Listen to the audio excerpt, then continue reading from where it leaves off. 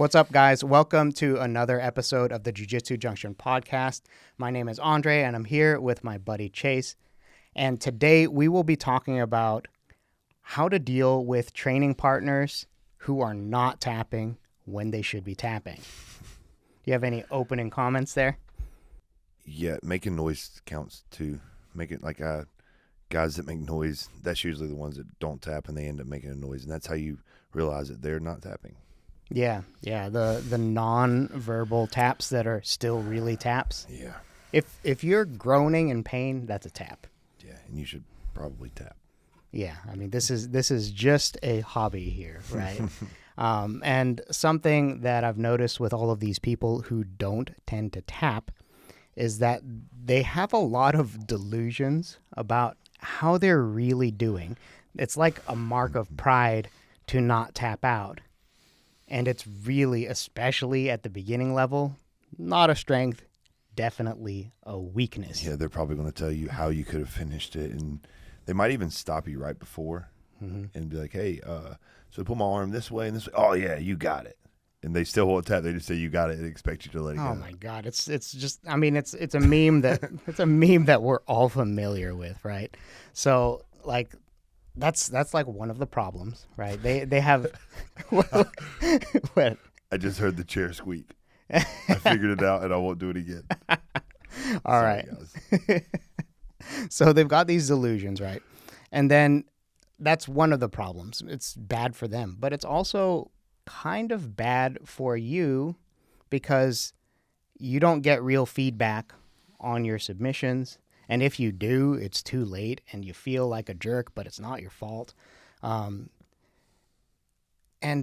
having the stakes of making tapping really hard for your partners, it makes it so that you don't get to stay in that state of learning and flow because it becomes more of a contest that's very surrounded around adding force to the submission. Yeah, I have to pull this and I have to yank this. Yeah, we don't want to create that environment because it's counter learning. Yeah, I slow down. I mean, I remember early, so many times, like I like the Kimura, and I bet since we've started rolling, I probably have never gotten a Kimura on you. Maybe if I have, I've gotten it to set something else up. But early, I've heard a bunch of people early in rolling with Kimuras, and like, man, I promise it wasn't my fault at first. Like it was at first. At first, you change your mind. You're like, you know what? Screw you guys. Yeah, this is a good one. Okay. Well, I mean, there would be, we're talking about not tapping in the room, but what's way worse is not tapping in competition. Yes. So that's in the room. I've heard people, and that's completely been, and we'll talk about in a second the solutions, but a lot of times, obviously now later on, I probably could have had the technique tighter. I probably could have been cleaner with the technique, and even the guy that I watch, the two white belts that battle, and the guy that doesn't tap, he'll tap when I grab. Usually taps early when I grab a submission. Now, so I think little like focusing on control. So I have a solution, kind of when we start digging into the solution, but focusing on the control, and kind of the tightness and taking slack out. All there's a lot of little things that as you progress that are going to help with that. But I remember early that was a huge problem, and I didn't want to hurt people. So like literally, I rarely do Kimuras now, and it's for that reason. I've competition guys don't tap and tore shoulders out. I watched one of our pro fighters, Kerry Miller, 3 weeks ago. I was telling the ref the guy's not going to tap, like stop the fight. And Americana, everybody knows an Americana, right? Come out under his arm. Oh God! It got twisted out and came under his arm, and the guy just. Not that he didn't know how to tap, but I'm in my head. I'm like, he don't even know how to tap. Like, you got to stop the fight. Yeah. And this was for a title. This other guy was a good fighter, but yeah. So, not tapping is going to have way worse repercussions outside of the room. So. Yeah. So it's tough. Like because if you're a conscientious person like either of us, it's a really tough pill to swallow that some people are willing to just get hurt. Like there's no need for it, right? So what are we supposed to do in a training room? And you were talking about taking out the slack. Like if your training partner has no choice but to understand how utterly screwed they are because they have such a strong hold on something, Yep. most of the time that 80% plus of those people who are stubbornly not tapping, they'll tap out For sure. if they can't move. For sure. And I still have to let stuff go. I'm not saying I don't, but it totally flipped huge. And I was like, oh, whoa, wait a minute. You mean that was, oh, okay. So I can control that, and I can be, and now really like, if I get to a position where I feel like, oh man, I was about to hurt them, it's probably because I had a little too much space or I wasn't tight enough. There's some reasons now, and usually that's where, when there's space is where injuries happen. Yes, because it's easy to travel through that space with a submission and then end up on the other side and then just like have all that momentum and then, Yeah, right? for sure. So, yeah, killing that space, tightening things up, that's going to help 80% of the time. Maybe I like talking to these, like when I talk about slack on the line, it's like, if an arm bar, if you have a Kimura, it's making sure there's no space between your chest, making sure there's no space, it's glued to your chest, not having the arm flopping in the middle, Yep. So it's just pull. Think about it being a rope, and it starts from the joint closest to the body, and you pull it tight. So that way I'd at least address the slack. I'd like to show that on a video one day too. Yeah, we've got the space. We got to work on it. Just gotta find some mornings that work. So one solution is changing your technique to be tighter. Another solution is to just choke them. That's my favorite. That's if you have the wherewithal to switch from your arm bars and joint locks and into chokes, they're gonna tap out or they're gonna take a nap, and that's a little bit less risky than going after a joint for an adult. Yeah, So. and that's I probably, if we have rolled, if I've gotten submissions, it's probably been chokes, and that's generally kind of what I use, and it started because of people not tapping and not wanting and feeling when someone doesn't tap, it slows. Earlier we talked about it slowing down the learning curve. When someone doesn't tap, like I'm not able to work through, like, okay, I went for the move and then I decided to let it go so I didn't hurt you. You didn't really get out of it, and there's not really, dang, so then I started just staying in position and allowing it in transition and looking for chokes. And then that's what kind of led into choking all the time. But chokes are probably your safest route anyway. In any situation, adrenaline, if it was competition, adrenaline, people push through arm bars. I mean, Gordon Ryan in one of his recent, he talks about how, it was maybe his ankle pop, his arm pops, but it's like popping arms and straight. You're doing a combat sport. People have adrenaline going, and maybe they're not tapping because they really didn't think that they were hurting, and they rolled through. The arm popped, and Yeah, they have all the hormones, all the adrenaline is just clouding everything, right? But when you, yeah, it doesn't matter how much adrenaline you have and I can going be through gentle. your system. I can be gentle when I do that. I can be soft and not take a chance of hurting my opponent. That's the one thing that'll teach you somebody to tap more is you're rubbing their chest and they wake up and they're like, oh man, did I go to sleep? Yeah, man, I had you in that choke I didn't think I had it. You wasn't tapping. Mm-hmm. You should probably tap. Yeah. Do you know a choke takes 4 seconds? And they're like, man, I guarantee they start thinking about tapping because they're still looking around the room like eyes open, like, man, what just happened? So Yeah, I mean, for me, I wake up with a headache if that happens. I wake up smiling.